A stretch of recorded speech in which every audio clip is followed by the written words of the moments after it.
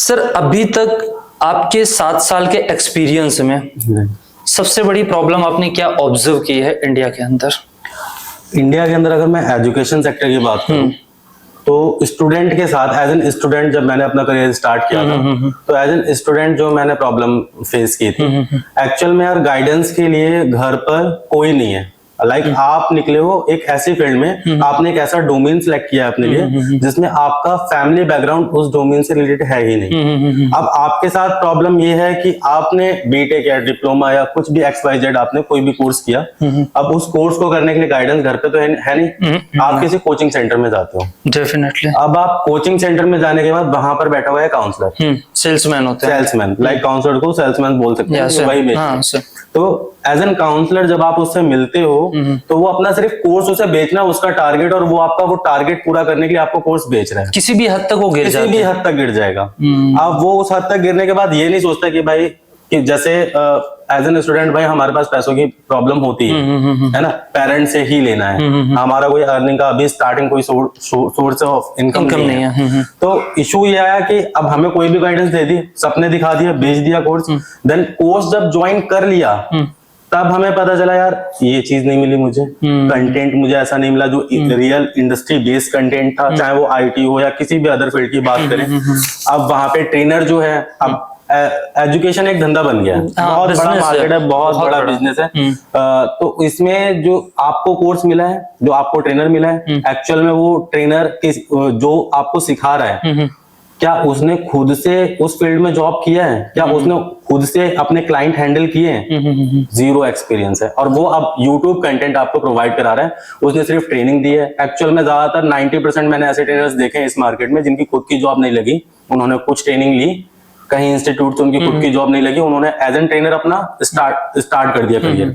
अब खुद की जब तुम्हारी जॉब नहीं लगी है और तुम 30-40 बच्चों का बैच पढ़ा रहे हो तो क्या चांसेस है कि उनकी जॉब लग जाएगी? सर बिलीव नहीं मानोगे, जो इंस्टीट्यूट्स रन हो रही हैं XYZ, हम किसी का नाम नहीं ले सकते, एक्सट्रीमली सॉरी, राइट, जो भी इंस्टीट्यूट खुद को बहुत बड़ा बताती है, जेन्युइनली वहां पे भी सर अच्छा कंटेंट नहीं है, राइट।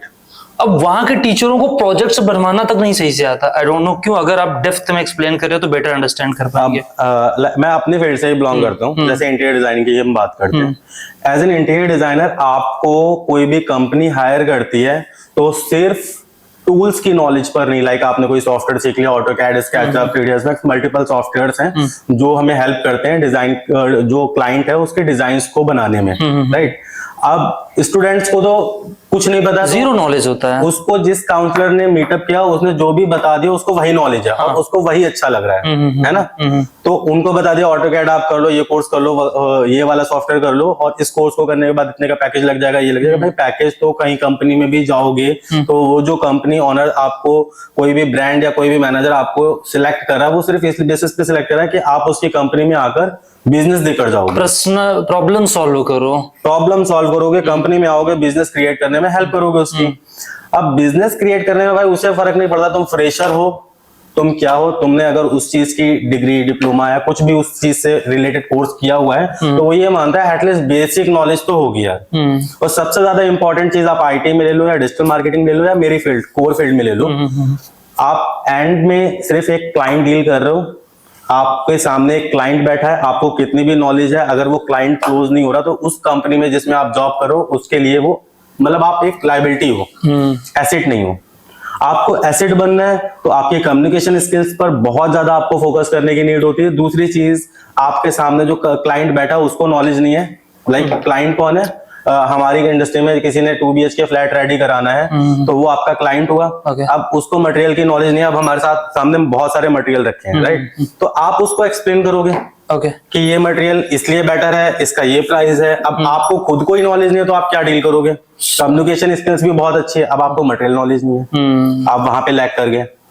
अब आपका डिजाइन बुक, मतलब क्लाइंट बुक हो गया, ऑर्डर दे दिया मैंने आपको, ऑर्डर देने के बाद डिजाइन फेज स्टार्ट हो गया, डिजाइन फेज स्टार्ट होने के बाद अब वो टूल्स आ रहे हैं यूज में, जो AutoCAD, 3ds Max, SketchUp, Revit Enscape Lumion, ये सारे टूल्स अब आ रहे हैं, पहले तो नहीं आए थे ऑर्डर बुक करने के लिए। उसके लिए तो आपको कोर नॉलेज अच्छी होना चाहिए, है ना, तब आप एक क्लाइंट को क्लोज कर रहे हो। डिजाइन्स अब आए आपके, टूल्स अब आ गए आपके। अब आपको टूल्स की नॉलेज डिजाइन मीटिंग के लिए चाहिए। अब एआई आ गया है, lot of AI artificial tools, या तो इन टूल्स के साथ अगर आपको एआई यूज करना नहीं आ रहा तब भी बेकार हो गया आप, प्रॉब्लम है ना। एआई हमारा टाइम कम ले रहा है, जो काम आप 2-3 घंटे लगा के कर रहे थे वो विद इन मिनट आपको मिल रहा है। आपको एआई यूज करना नहीं आता, डिजाइनर किस चीज के फिर? ओके आप टाइम वेस्ट करो उस कंपनी का, राइट। ओके। तो आपको मैं जो कोर्स करा रहा हूँ वो विद एआई करा रहा हूँ, जो टूल्स भी मिल रहे हैं उसमें भी मैं आर्टिफिशियल इंटेलिजेंस को ऐड करके आपको चीजें सिखाता हूँ, जिससे कि जब आप किसी कंपनी को ज्वाइन करो तो आपको ये चीज लगे ही ना कि आप फ्रेशर हो, एक्सपीरियंस आपको खुद में लगे कि यार मैंने कुछ करा है यार 6 महीने में। इस लेवल पे पुश करना वो मेरा काम है। मेरे पास जो अभी कैंडिडेट्स रजिस्टर्ड हैं, जिनके बैचेस चल रहे हैं, वो रात के 12 बजे 1 बजे वो मुझे डिजाइन्स भेजते हैं, काम करके भेजते हैं, हम लोग मॉक इंटरव्यूज ले रहे हैं। तो उसमें फायदा क्या हो रहा है कि उनको एक्सपीरियंस ऐसा मिल गया। अब अगर वो किसी नया फर्स्ट टाइम इंटरव्यू में बैठेंगे ना तो उन्हें वो इंटरव्यू नहीं लग रहा, उन्हें लग रहा है कि यार ये तो मेरे डेली का काम है। उनका इंटरव्यू क्वालिफाई क्यों नहीं होगा? आप हमें रीजन बताओ। ओके, क्योंकि ऑलरेडी उनको पहले से ही एज एक्सपीरियंस्ड फील होता है, राइट। एक्चुअल में जैसे काम होता है वैसी चीजें फील करवाई जाती हैं, राइट। इसको हम और डेप्थ में ले जाएं, ये जो और बहुत सारे इंस्टीट्यूट प्रोवाइड कराती हैं सेम टाइप ऑफ कंटेंट या अदर फील्ड की भी हम बात करें, स्टूडेंट सबसे ज्यादा गलती क्या करते हैं जब किसी भी इंस्टीट्यूट में ज्वाइन करने जाते हैं या किसी के ब्रांड के नाम से जाते हैं? उन्हें किन चीजों से अलर्ट रहना चाहिए? सबसे पहले यार किसी ब्रांड के नाम पर तो बिल्कुल मत जाओ, चाहे वो मेरा ही क्यों ना हो। आप सबसे पहले काउंसलर से ना मिलकर ट्रेनर से इंट्रोडक्शन करो। जिस चीज के लिए एडमिशन कराने जा रहे हो सबसे पहले खुद रिसर्च कर लो। एआई, चैट जीपीटी, इन चीजों पर आप एक टॉपिक डालोगे 10 चीजें निकल के आएंगे। एक बार आप पढ़ लो, थोड़ा सा छोटा 2-3 क्वेश्चन ऐसे पूछ कर देखो कि क्लाइंट जो ट्रेनर है वो तुम्हें बता पा रहा है या नहीं बता पा रहा है। चैट जीपीटी पे आपने डाला कोर मटेरियल कितने टाइप के होते हैं, अब आपने कहीं पे इंस्टीट्यूट में एडमिशन लिया, आप पूछ लो उससे कि सर कितने टाइप के कोर मटेरियल होते हैं। अब उसने बताया कोर मटेरियल कितने टाइप के होते हैं, अगर वो झूठ बोल रहा है, गलत बोल रहा है, कोई रॉन्ग आंसर दे रहा है, आप देख लो ना उसका आंसर।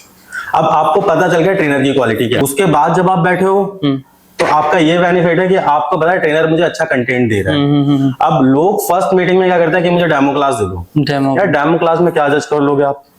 डेमो क्लास में आपको थोड़ा सा यही तो पता चलेगा कि मैंने एक कंटेंट थोड़ा सा 1-2 टूल्स बता दिए जिसमें उसकी एक्सपर्टीज है, हाँ, वो जिस टॉपिक को उसके कमांड है अच्छा एक्सप्लेन करने की। ये वन ऑफ द बेस्ट तरीका। आप जाके क्रॉस क्वेश्चनिंग डायरेक्टली ट्रेनर से करो, आप डेप्थ में जाके पहले रिसर्च करो पर्टिकुलर डोमेन के बारे में। हाँ जी। सेल्स जो टीम होती है ना, काउंसलर होते हैं, वो रट्टू तोता होते हैं, राइट। एट द एंड उनको वो एक तरह से आप क्लाइंट होते हो उनके लिए, कस्टमर होते हो, कस्टमर हो, उन्हें क्लोज करना होता है, राइट। और कुछ गलतियां जो करते हैं आपने ऑब्जर्व किया हो, नहीं करनी चाहिए उन्हें।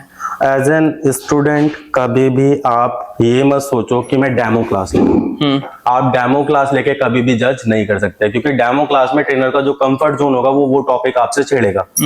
आप थोड़े से क्वेश्चन, थोड़ा सा मेहनत कर लो यार। जब आप थोड़ा सा भी अमाउंट अपने ऊपर इन्वेस्ट करने जा रहे हो, थोड़ा सा आप अपने आप मेहनत करो और कुछ कंटेंट, कुछ टॉपिक्स ऐसे निकाल के लाओ जो ट्रेनर से डायरेक्टली मीटअप करो। आप ज्यादातर कई, मैं नाम नहीं लूंगा, पर कई ऐसे ट्रेनिंग इंस्टीट्यूट हैं जो अपने ट्रेनर से मिलाते ही नहीं है। आप बिल्कुल मत जाओ वहां पे। जब यार तुम अपने ट्रेनर से नहीं मिला रहे हो मतलब आप अपने ट्रेनर पे कॉन्फिडेंस नहीं है। Sir at the end trainer के ही साथ रहना है, पूरा साल निकालना है जब तक आपका प्लेसमेंट नहीं हो जा रहा है। और अगर आप उससे ही नहीं मिल पा रहे हो मतलब कुछ तो प्रॉब्लम है। हाँ, अब मैं आपको अगर ये बोल रहा हूँ कि मैं ये चीजें डिलीवर कर दूंगा, ये कर दूंगा, वो कर दूंगा, शायद मैं भी फेंक रहा हूँ। मैं अपने आप को भी ये नहीं बोल रहा, बट आप एक बार सर्च करो बानी होम डेकोर। बानी होम डेकोर मेरी ओन कंपनी है, जो स्टूडियो है वो मैं खुद रन करता हूँ। मेरे मल्टीपल क्लाइंट्स हैं, मैंने अब तक मतलब लाइक 200+ साइट्स डिलीवर की हुई हैं। कुछ जो मुझे अच्छी लगती थी मैं डालता रहता हूँ अपने इंस्टाग्राम पेज पे। तो वहां पे मैंने खुद अपना काम कर रहा हूँ ना। आपको मैं शैडो मीटिंग, मैंने बोला कि मैं साइट विजिट दूंगा, शैडो मीटिंग दूंगा, ये दूंगा, वो दूंगा, तो मेरी खुद की साइट चल रही हैं जिन पर मैं आपको विजिट कराता हूँ। बहुत सारे शोरूम्स हैं जिनसे मैं मटेरियल परचेस करता हूँ, वो मुझे जानते हैं, तो मैं अपने स्टूडेंट को वहां पे विजिट कराता हूँ। जैसे कि कजारिया जो टाइल्स आपका देता है, जैगवार जो वॉशरूम एसेसरीज प्रोवाइड करता है, राइट। मटेरियल्स ऐसे कोर मटेरियल जो मैं यहाँ से परचेस करता हूँ जिस जगह से, वहां पे विजिट कराता हूँ, फैक्ट्री विजिट कराता हूँ। तो आपको एक्चुअल में पता चलता है कि मैंने जो डिजाइन बनाया इसको एग्जीक्यूट कैसे करना है। आपको एग्जीक्यूट करना आता नहीं है।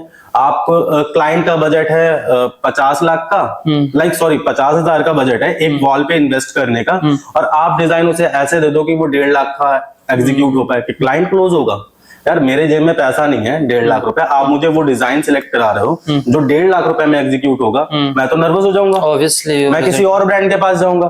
तो क्लाइंट को बुक करने के लिए क्या चीजें चाहिए वो मैं आपको गाइड करता हूँ। आपको किस तरीके से अपनी डिजाइनिंग को बेचना है वो मैं आपको गाइड करता हूँ। रिक्वायरमेंट समझना है। अब बेचने का मीन्स ये मत लेके जाना है मुझे कुछ भी बेचना है, जैसे अभी हम लोग डिस्कस कर रहे थे काउंसलर्स के बारे में। एक्चुअल में आप अपनी नॉलेज को बेचते हो, राइट? तो वो कैसे करना है, ओके, वो सारी चीजें हम गाइड करते हैं। अब मेरी डिजाइन मीटिंग हो रही है, मेरे पास कोई क्लाइंट मिलने आया, वो भी मीटिंग करने आया, वो भी होती है order booking meeting. First time कोई मुझसे मिलने आया, अब वो विजिट करने आया कि कोटेशन कितना होगा वगैरह वगैरह, तो मैं अपने स्टूडेंट को शैडो मीटिंग देता हूँ। जैसे 2 स्टूडेंट मैंने बैठा ले वहां पे मीटिंग में और क्लाइंट को बताया कि ये हमारे न्यू जूनियर्स है, हमारी टीम को ज्वाइन किया है, तो ये हमें शैडो कर रहे हैं सर। स्टार्टिंग में ही मिला दिया, इंट्रोडक्शन करा दिया। अब आप कॉपी पेन लेके बैठे हो और हर एक चीज को नोट डाउन करो कि सर कैसे बात कर रहे हैं, आप ऑब्जर्व कर रहे हो। अब जब आप फर्स्ट टाइम क्लाइंट मीटिंग लोगे किसी ब्रांड में जाके, जब आप as an junior designer join करोगे उस ब्रांड को, और उसे ये एक्सपेक्ट भी नहीं होगा कि यार ये भी काम कर सकता है एज एन फ्रेशर, और अगर आपने वो काम कर दिया तो यार तुम्हारी सैलरी क्यों नहीं बढ़ेगी? ऑब्वियसली 100%। तो हम आपकी चीजों को उस लेवल पे पुश करते हैं। तो ऐसा नहीं है कि मैं फेक बोलूँ 100% प्लेसमेंट, भाई मैं देता हूँ इसलिए क्योंकि मैं वो नॉलेज दे पा रहा हूँ। मैं नॉलेज नहीं दे पाता, मैं भी ये बोलता कि भाई 100% प्लेसमेंट असिस्टेंट्स। असिस्टेंट्स का मीन्स क्या होगा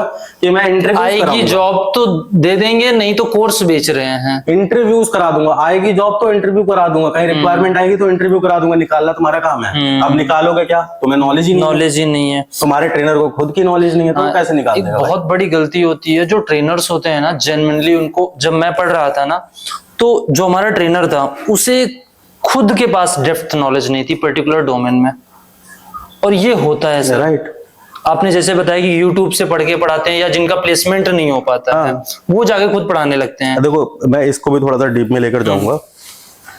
फर्स्ट आपने एक कोर्स पे ज्वाइन किया, मान लिया मैंने एक डेटा एनालिटिक्स का कोर्स कहीं से किया, ठीक है। अब वो डेटा एनालिटिक्स के कोर्स करने पे उसमें लग रहा है टाइम, मतलब आपने अपना टाइम और पैसा दोनों चीजें दिया। घर वालों ने अगर पैसा दिया, आपकी जेब से पैसा गया, तो आपको भी लगेगा कि मैंने इन्वेस्ट किया तो मुझे जॉब तो चाहिए। 100%। अब आपको सपने दिखा दिए गए, आपकी जॉब लगी नहीं लगी तो आपको दिक्कत, आपकी फैमिली को दिक्कत। जिसने बेचा है कोर्स उसको कोई इशू नहीं है, उसका बिजनेस बन गया, उसका बिजनेस है।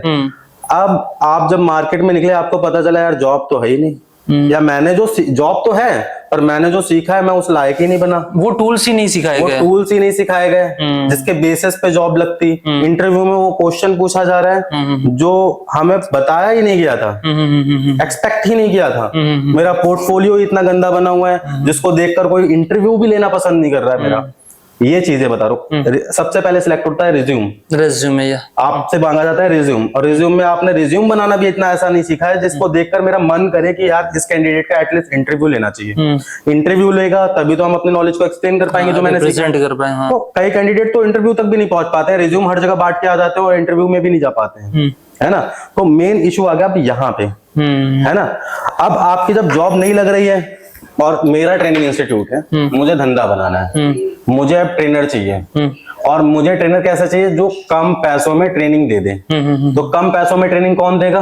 ऑब्वियसली जो स्टूडेंट जिसकी जॉब नहीं लग रही है, उसके अंदर थोड़ा सा भी बोलना आता है ना कि मैं बात कर सकता हूँ, मैं समझा सकता हूँ, तो वो इंटरव्यू देगा और इंटरव्यू में बहुत जल्दी सिलेक्ट हो जाएगा। एज एन ट्रेनर वो वहां पे ज्वाइन कर लेगा। 30-40 हजार से ज्वाइनिंग हो जाएगी भाई। ओह माय गॉड, 30-40 हजार से तुम्हारी as an trainer as an fresher joining हो गई। तो तुम क्यों जॉब को छोड़ना चाहोगे? अब तुमने जॉब पकड़ी है तो तुम कितने लोगों का भविष्य लेके जा रहे हो, तुम्हें उससे कोई फर्क नहीं पड़ता, क्योंकि तुम्हारी जेब में तो पैसा आना स्टार्ट हो गया, राइट। तुम नॉलेज क्या दे रहे हो? अब दूसरी चीज, चलो ठीक है, ये भी मान लिया कि मैंने डेटा एनालिटिक्स की कोचिंग की थी, तब मैं उसी की नॉलेज दे रहा हूँ, यहाँ तक भी ठीक है। अब कोचिंग में आपको इंस्टीट्यूट वालों ने बोला कि डेटा एनालिटिक्स तो ठीक है, आपको ना एडवांस जावा भी सर कराना पड़ेगा, अलग कोर्स बना के रखे हैं उसका। हाँ। अब एडवांस, क्योंकि एडवांस जावा का ट्रेनर ना चला गया है कहीं और, तो अब आपको वो भी कराना पड़ेगा। अब आपको वो यूट्यूब से सीखना है, और आप यूट्यूब से सीख कर डेली कंटेंट डिलीवर कर रहे हो, समझ गए? तो ये चीज है जो जिसकी वजह से जॉब नहीं लग रही। कैड ऑटो कैड का कोई ट्रेनर जिसने यूट्यूब से सीखा, मतलब लाइक यूट्यूब से भी नहीं सीखा, कहीं से भी सीख लिया और वो ऑटो कैड पढ़ा रहा है, यहाँ तक मुझे समझ आ गया, चलो ठीक है कुछ तो सीखा होगा, कुछ तो सीखा हो। वही करा रहा है, ठीक है, यहाँ तक थोड़ा थोड़ा सीख जाएगा फिर करा देगा, यहाँ तक भी ठीक है। अब मैंने बोल दिया यार ऐसा, वो सिविल से था, मैंने बोल दिया यार सॉलिड वर्क भी कराना है अब तुमको। अब सॉलिड वर्क कौन सा सॉफ्टवेयर है, वो मैकेनिकल का सॉफ्टवेयर है। अब वो परेशान की मैकेनिकल, अब उसे टेंशन है कि यार मेरी फिर जॉब चली जाएगी। तो वो कह रहा है कि सॉलिड वर्क हटाओ, यूट्यूब से देख के पढ़ लेते हैं। अब वो यूट्यूब से थोड़ा थोड़ा करके पढ़ रहा है और वही थोड़ा थोड़ा बच्चों को पढ़ा रहा है, और उससे चीजें होती नहीं है, उससे कुछ होता और नहीं है। बच्चा फिर रोता है, फिर बच्चे भटकता के है। और एक बार है स्टूडेंट का क्या है कि वो सबके साथ है कि एक बार पैसा चला गया, दोबारा बहुत हिम्मत वाले लोग होते हैं जो दोबारा भी पैसा उसी सेम स्किल में किसी और इंस्टीट्यूट को भरोसा करके दे देते हैं। जैसे मेरे पास कई कैंडिडेट ऐसे हैं, नाम नहीं लूंगा उन ट्रेनिंग इंस्टीट्यूट्स का, वो कहीं ना कहीं ट्रेनिंग करके आए हुए हैं, उनको बहुत सारे ऐसे ही काउंसलर ने प्रॉमिस किया और फिर चीजें कुछ नहीं हो पाई, देन अब वो मेरे पास आए। तो मुझे पता है उनका, वो मुझे रजिस्ट्रेशन कराते हुए किस तरीके से करा रहे थे, मतलब हजारों क्वेश्चन, हजारों चीजें और हजारों माइंड में ऐसी चीजें निगेटिविटी की यार फिर तो मैं नहीं फंस गया यार, बातें तो सर वैसी कर रहे हैं जैसे मेरी पहले काउंसलर ने की थी। अब उसको प्रूफ करने के लिए मैं उसको दिखाता हूँ ज्वाइनिंग लेटर्स कि भाई ये कैंडिडेट हैं जो अभी रिसेंटली प्लेस हुए हैं, यहाँ पे हायरिंग चल रही है। फिर मैं मैनेजर्स लाइक मेरे जो